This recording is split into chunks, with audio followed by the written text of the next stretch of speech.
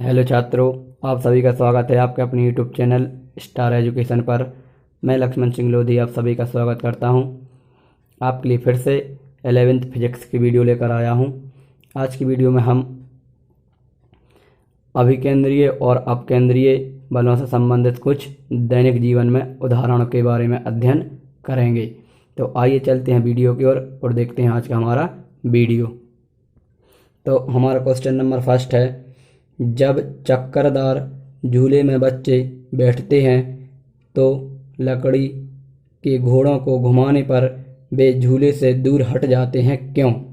आपने देखा होगा अधिकतर मेलों में कि जो लकड़ी वाले घोड़े रहते हैं उन पर हम जैसे बैठते हैं, जब वो घुमाते हैं तो वे दूर की ओर फेंक जाते हैं, दूर की ओर होकर गति करते हैं। आपने अक्सर ऐसा देखा होगा। तो ऐसा क्यों होता है? तो इसका कारण लिखेंगे, लकड़ी के घोड़े जिन पर बच्चे बैठते हैं उनको वृत्तीय गति करने के लिए अभिकेंद्रीय बल की आवश्यकता होती है, क्योंकि हम पढ़ चुके हैं कि वृत्तीय गति अभिकेंद्रीय बल के बिना संभव नहीं है। अतः घोड़े ऐसी स्थिति में वृत्तीय गति करने के लिए दूर हट जाते हैं। जैसे वे दूर हटेंगे तो उनको क्या मिल जाएगा? अभिकेंद्रीय बल मिल जाएगा, जिससे उन्हें बल की प्राप्ति हो सके। ठीक, तो ध्यान रखना, जैसे ही हम क्या करते हैं उस झूले को घुमाते हैं तो जिन पर बच्चे बैठे होते हैं वे घोड़े दूर की ओर क्यों हट जाते हैं? क्योंकि उनको किसकी आवश्यकता होती है? अभिकेंद्रीय बल की। जैसे कोई झूला है, इस पर ये बहुत सारे आपने देखोगे यहाँ घोड़े लगे रहते हैं, इन पर बच्चे जैसे बैठते हैं, जब इसको झुलाते हैं दूर की ओर हट कर फिर गति करते हैं। ऐसे आपने देखा होगा, ऐसे दूर करते हुए गति करते हैं। ठीक, तो ये दूर क्यों हट जाते हैं? क्योंकि इनको कौन सी बल की आवश्यकता होती है? अभिकेंद्रीय बल की, यानी अंदर केंद्र को एक बल कार्य करेगा जिससे इनका बैलेंस बना रहा है, नहीं तो फिर ये गति ही नहीं कर पाएगा। ठीक, तो जैसे ही दूर हटेंगे तो इनको बल की प्राप्ति हो जाएगी। फिर इसके बाद नेक्स्ट कारण हो जाएगा कि दूध से क्रीम को अलग करने के लिए पृथक का उपयोग किया जाता है, क्यों? आपने अपने घरों पर देखा होगा अक्सर मही भाने वाली मशीन या हाथ से घुमाने वाली मशीन, कोई क्या बोलते हैं? पृथक बोलते हैं। पृथक मतलब अलग करना। ठीक, तो क्या होता है, जब हम किसी बर्तन में हमारे दूध को डालते हैं और उससे हमें मही बनाना है तो हम क्या करते हैं? पृथक करी मशीन का उपयोग करते हैं, यानी घुमाने वाली मशीन का। तो ऐसा क्यों करते हैं? तो इसका कारण हो जाएगा, जब दूध को पृथक कार्य मशीन में डालकर तेजी से घुमाया जाता है।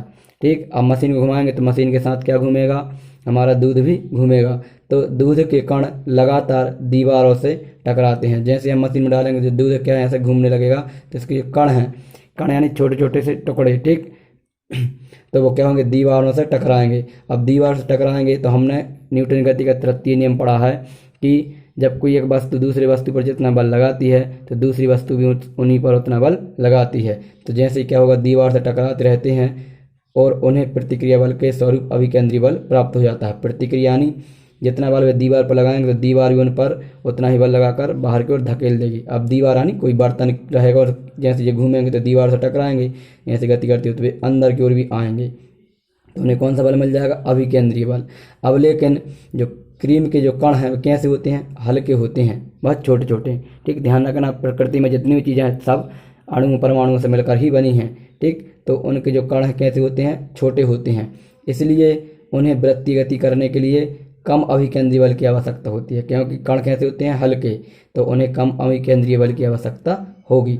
परंतु अभिकेंद्रीय बल कैसा है? नियत। अभिकेंद्रीय बल का मान क्या रहता है? नियत रहता है। ठीक, जिससे क्रीम के कण कम त्रिज्या के वृत्तीय मार्ग में गति करने लगते हैं। अब दीवार से दूर नहीं जाके दीवारों की ओर ना जाकर जहाँ पर वो हमारा मशीन लगी उसके आसपास क्या करने लगेंगे? गति करने लगेंगे। कम त्रिज्या के मार्ग में क्या करेंगे? गति करने लगेंगे। ठीक, और उन्हें आसानी से अलग किया जा सकता है। तो आपने देखा होगा जैसे हम मही भाते हैं तो उसमें से जो क्रीम है वो अलग हो जाती है, यानी उस मशीन पर आकर चिपक जाती है, क्योंकि वो कम त्रिज्या के मार्ग में क्या करते हैं? गति करते हैं। ठीक, और जो शेष रह जाती है उसे हम हाथ से अलग कर लेते हैं। तो इस प्रकार हम दूध से क्रीम को अलग कर सकते हैं, किस मशीन द्वारा? पृथक्कारी मशीन द्वारा। ठीक, फिर इसके बाद में नेक्स्ट आता है हमारा नेक्स्ट क्वेश्चन, एक वृत्तीय चिकनी चकती पर रखी चिकनी गोली चकती को घुमाने पर लुढ़क कर नीचे गिर जाती है, क्यों?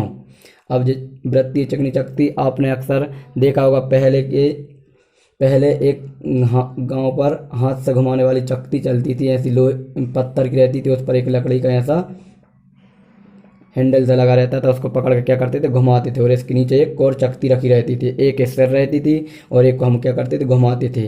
तो अब ये चिकनी चकती है, इस पर जैसे हम कोई चिकनी गोली या कंचा बोल सकते हैं, कंचा को जैसे इस पर ही रखेंगे और जैसे हम इसे घुमाएंगे तो लुढ़क कर कहाँ गिर जाएगा, नीचे गिर जाएगा। कहाँ गिर जाएगा, नीचे। अब ऐसा क्यों होता है, तो इसका कारण लिखेंगे। एक वृत्तीय चिकनी चकती पर रखी चिकनी गोली चकती को घुमाते ही लुढ़क कर नीचे गिर जाती है। इतना तो अब क्वेश्चन में मिल जाएगा, क्योंकि गोली और चकती के बीच घर्षण बल का मान क्या होता है, शून्य हो जाता है। क्यों हो जाता है, क्योंकि दोनों कैसी चिकती हैं, जैसे हम उसको घुमाएंगे तो वो लुढ़क कर कहाँ गिर जाएगी, नीचे। यदि हम कोई चौकोर पत्थर रख दें तो फिर वो लुढ़क कर नीचे नहीं गिरेगा, क्योंकि उनकी मध्य घर्षण बल का मान बढ़ जाएगा। लेकिन चिकनी चकती गोली को रखेंगे तो वो लुढ़क कर नीचे ही गिरेगी, क्योंकि घर्षण बल का मान क्या होगा, शून्य हो जाएगा, जिससे उसे वृत्तीय गति करने के लिए आवश्यक अभिकेंद्रीय बल की प्राप्ति नहीं हो पाती। अब यदि इसे अभिकेंद्रीय बल मिल जाता तो वह चकती के साथ घूमने लगता, लेकिन जैसे ही इसके घर्षण बल का मान शून्य होगा और वह लुढ़क कर नीचे गिर जाएगा। क्यों गिर जाएगा, क्योंकि घर्षण बल का मान शून्य होने के कारण ही इसे अभिकेंद्रीय बल की प्राप्ति नहीं हो पाई। ठीक, ध्यान रखना। तो ये इसका क्या हो जाएगा, कारण हो जाएगा। इसके बाद में हमारा नेक्स्ट क्वेश्चन आता है कि चक्करदार झूले में बैठा बालक अपनी भुजाओं से कुर्सी को बहुमुखी दबाता है, क्यों? आपने अक्सर देखा होगा, यदि आप झूले में बैठे हैं तो जैसे ही हम झूले में बैठते हैं और झूला जैसे ही घूमने लगता है तो हम क्या करते हैं, हमारे हाथों से वो कुर्सी के जो पकड़ने वाले हैंडल रहते हैं उनको हम क्या करते हैं, नीचे की ओर दबाते हैं ताकि हम गिर ना जाएं। ऐसा अक्सर देखा होगा, आप करते होंगे, हमारे हाथों से हम कुर्सी को नीचे की ओर दबाते हैं। अब ऐसा क्यों करते हैं, तो इसका कारण लिखेंगे। तो है चक्करदार झूले में बैठा बालक अपनी भुजाओं से कुर्सी को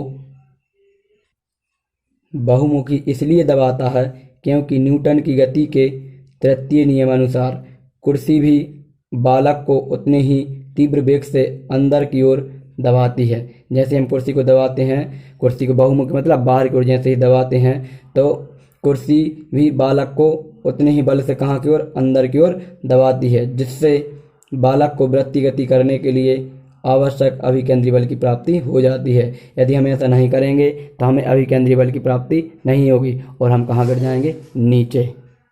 तो ये इसका कारण हो जाएगा। इसलिए हम क्या करते हैं, कुर्सी को बाहर की ओर दबाते हैं ताकि हमारा बैलेंस बना रहे और हमें अभिकेंद्रीय बल प्राप्त हो जाए, नहीं तो हम गिर जाएंगे। ठीक, इसके बाद नेक्स्ट कारण वाला क्वेश्चन आता है। नेक्स्ट क्वेश्चन है अपकेंद्र मतलब बाहर की ओर। तो अपकेंद्र शोषक का उपयोग कपड़ों को सुखाने के लिए किया जाता है, क्यों? अपकेंद्र शोषक मतलब वॉशिंग मशीन वाला क्वेश्चन है। वॉशिंग मशीन का उपयोग हम कपड़ों को सुखाने के लिए क्यों करते हैं? तो आपने देखा होगा, जैसे हम कपड़ों को वॉशिंग मशीन में डालते हैं और वॉशिंग मशीन को घुमाते हैं तो कपड़े क्या होते हैं, सूख जाते हैं। ऐसा क्यों होता है? तो वॉशिंग मशीन में इसका उपयोग धुले हुए कपड़ों को सुखाने के लिए किया जाता है। इसमें एक छिद्र युक्त बेलनाकार बर्तन होता है। इसमें क्या होता है, एक ऐसा छिद्र युक्त बेलनाकार बर्तन होता है, यहाँ बता देते हैं। वॉशिंग मशीन में एक ऐसा बेलनाकार क्या होता है, बर्तन। इसमें क्या होता है, दीवार में छेद बने रहते हैं। हम इसके अंदर क्या रखते हैं, कपड़े डालते हैं। ठीक, फिर इसको क्या करते हैं, घुमाते हैं। तो क्या लिखा है, बेलनाकार बर्तन होता है जिसमें धुले हुए कपड़े रखते हैं। क्या रखते हैं, कपड़े, और छिद्र युक्त रहता है मतलब इनमें छिद्र रहते हैं। ठीक, जब बर्तन को तेजी से घुमाया जाता है तो कपड़े बर्तन के दीवार से टकराते हैं। जैसे हम क्या करेंगे, इसको घुमाएंगे तो इसमें जो कपड़े वो भी घूमेंगे और किससे टकराएंगे, दीवारों से टकराएंगे। किससे, दीवारों से टकराएंगे। ठीक, दीवार की प्रतिक्रिया बल से कपड़ों को वृत्तीय गति करने के लिए आवश्यक अभिकेंद्रीय बल प्राप्त हो जाता है। अब जैसे वो दीवार से टकराएंगे तो दीवार से टकराने के कारण, प्रतिक्रिया बल के कारण उन्हें क्या मिल जाएगा, अभिकेंद्रीय बल मिल जाएगा। अभिकेंद्रीय बल मतलब वृत्तीय गति करने के लिए उन्हें एक बल प्राप्त हो जाएगा। वही बल क्या कहलाता है, अभिकेंद्रीय बल। ठीक, तो क्या हो जाएगा, अभिकेंद्रीय बल प्राप्त हो जाता है। इस अभिकेंद्रीय बल के कारण जल के भारी कण बाहर की ओर हटकर त्रिज्या का वृत्तीय मार्ग लेना चाहते हैं। अब बाहर की ओर हटेंगे और क्या करेंगे, वृत्तीय मार्ग लेना चाहते हैं। ठीक है, लेकिन बेलनाकार में छिद्र होने के कारण जल के कारण बाहर निकल जाते हैं। अब क्या होता है, जैसे हमने कपड़े को इस बेलनाकार बर्तन में डाला और ऐसे क्या किया, हमने घुमाया, ठीक है, इसमें जो कपड़े हैं इसको हमने क्या किया, इसे घुमाया तो कपड़े भी क्या होगा, घूमने लगे। अब लेकिन दीवार में क्या छिद्र हैं, ठीक, छोटे छोटे छिद्र हैं। अब कपड़े घूमेंगे, कपड़ों पर एक प्रतिक्रिया बल लगेगा, उन्हें अभिकेंद्री बल प्राप्त होगा, कपड़े घूमेंगे। अब कपड़े के साथ जल भी घूमना चाहता है, जो इसमें जल भरा हुआ है कपड़ों में, वो भी क्या करना चाहता है, घूमना चाहता है। लेकिन जैसे ये कपड़े दीवार से टकराते हैं तो वो जल इन छोटी छोटी छिद्रों में से कहाँ निकल आता है, बाहर निकल जाता है। कहाँ निकल जाता है, बाहर निकल जाता है। और यदि छिद्र नहीं होंगे तो फिर कपड़े नहीं सूख पाएंगे, क्योंकि जल को भी क्या मिल जाएगा, अभिकेंद्रीय बल मिल जाएगा और वो क्या करने लगेगा, वृत्तीय गति। लेकिन इन छिद्रों के कारण उसे अभिकेंद्रीय बल नहीं मिल पाता है, जिससे वह बल का जो जल है वो कहाँ निकल आता है, बाहर निकल आता है और कपड़े अकेले क्या हो जाते हैं, शेष बच जाते हैं और वह कपड़े घूम घूम कर क्या हो जाते हैं, सूख जाते हैं, क्योंकि उनका पूरा जल कहाँ निकल आता है, बाहर, क्योंकि कपड़े दीवार से लगा